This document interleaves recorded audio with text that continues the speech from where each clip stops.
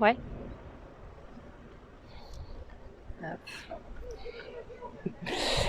Bonjour à toutes et tous, j'espère que vous allez bien. C'est le traditionnel petit service après-vote, après le conseil métropolitain de lundi. Alors c'est pas pour hasard que j'ai choisi de le faire à l'aéroport. Peut-être que vous avez vu, mais lors de ce conseil, le maire président a, un peu totalement dérapé et a souhaité lancer la fake news comme quoi j'aurais pris le jet avec Monsieur Altrad. Alors c'est évidemment faux et c'est surtout extrêmement inquiétant d'avoir ce type de propos dans cette instance républicaine. J'étais justement en train d'intervenir sur un vrai sujet important pour nous toutes et tous, qui est la police métropolitaine des transports. Et Monsieur le maire président a complètement dérapé. Alors c'est évidemment pour nous très problématique et inquiétant, et c'est pour ça qu'on a évidemment souhaité lui demander de faire des excuses publiques et de rétablir la vérité, de ne pas propager ces mensonges. Et auquel cas, sinon, on devra envisager éventuellement une plainte pour propos diffamatoires. Évidemment, il faut dire stop dès maintenant pour éviter que ce type de situation qui mette à mal la démocratie métropolitaine ne se reproduise. Alors c'est d'autant plus amusant que Monsieur Delafosse a pour le coup lui un problème de rapport avec l'aéroport. Ça ne lui pose évidemment pas de problème de prendre l'avion pour faire des Paris-Montpellier, alors que nos impôts ont financé des très belles lignes TGV entre ces deux villes.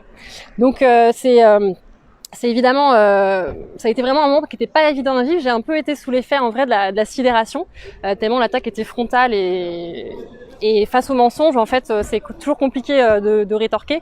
Mais comme il y avait plein de sujets à l'ordre du jour et que j'avais vraiment envie de porter surtout les questions d'avenir de notre territoire, du coup, j'ai pas souhaité revenir dessus pendant l'hémicycle. Mais évidemment, on sera très vigilant sur la suite de cette histoire. Alors en plus de faire complètement du hors-sujet, du hors-piste, Monsieur Delafosse, en plus, à son habitude, n'a pas souhaité vraiment répondre à nos questions. Il y avait une question pourtant qu'on a posée qui était extrêmement simple, c'est celle de sa position sur le cumul des mandats. Je m'explique, dans le conseil métropolitain, on a 20 vice-présidentes et vice-présidents qui constituent l'exécutif métropolitain.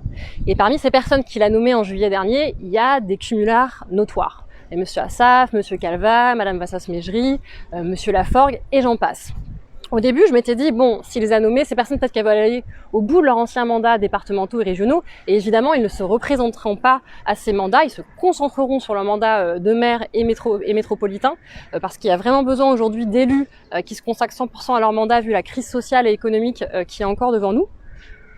Donc on aurait pu penser que ces personnes ne se représenteraient pas évidemment durant les élections qui s'annoncent le 20 et 27 juin, mais évidemment ces personnes ont fait le choix de se représenter. Alors si elles venaient à gagner ces élections, on ne le souhaite pas évidemment parce qu'elles ne sont pas caractérisées par un grand courage en politique, néanmoins si elles le sont, je souhaiterais avoir l'avis du maire président sur est-ce qu'il va laisser ces personnes dans ces postes à l'exécutif métropolitain. Il n'a pas souhaité répondre, alors que la réponse elle est théoriquement plutôt simple. On pouvait tout simplement dire, en tant que membre du Parti Socialiste, je suis pour le cumul.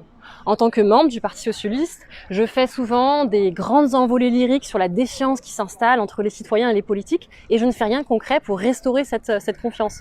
La réponse était simple à notre sens, et on dénonce à nouveau le manque de clarté et de transparence du maire président, qui évidemment lui-même cumule. Alors pour terminer ce petit service après-vote, on voulait commencer, finalement revenir au début. Il y a la première affaire qui nous a été présentée en conseil, c'était le plan de pauvreté 2021 de 320 000 euros. Dans ce plan, il y a évidemment des mesures qu'il faut absolument soutenir, et on le rappelle, 1 personne sur 4 à Montpellier vit sous le seuil de pauvreté, donc c'est évidemment un gros sujet.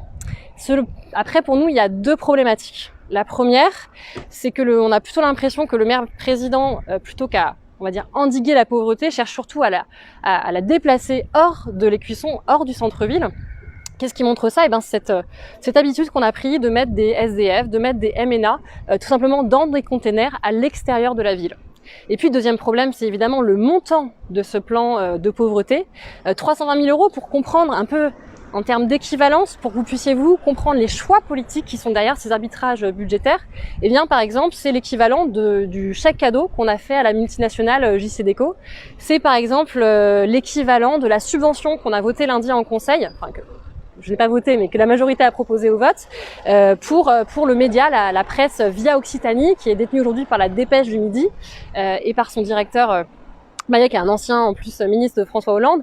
Bref, Un autre exemple, c'est évidemment la subvention qui a été votée par la métropole de Montpellier à l'aéroport de Montpellier, 150 000 € il y a quelques mois. C'est pour vous montrer le décalage entre le discours et les actes de la nouvelle majorité.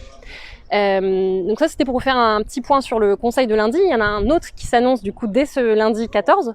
On vous invite évidemment à lire, pouvoir y assister en direct en visio, et puis éventuellement aussi à vous plonger dans les très nombreuses pages de la délibération qui nous seront soumises au vote. Alors je sais que c'est pas forcément évident parce que vous êtes sûrement plutôt dans une période de retrouvailles. On espère d'ailleurs que pour cette nouvelle étape du déconfinement, vous allez pouvoir vous retrouver vos salles de sport, vos restaurateurs qui n'avaient pas pu encore ouvrir parce que sans terrasse. Et puis on vous souhaite évidemment une belle après-midi et on vous dit à très bientôt.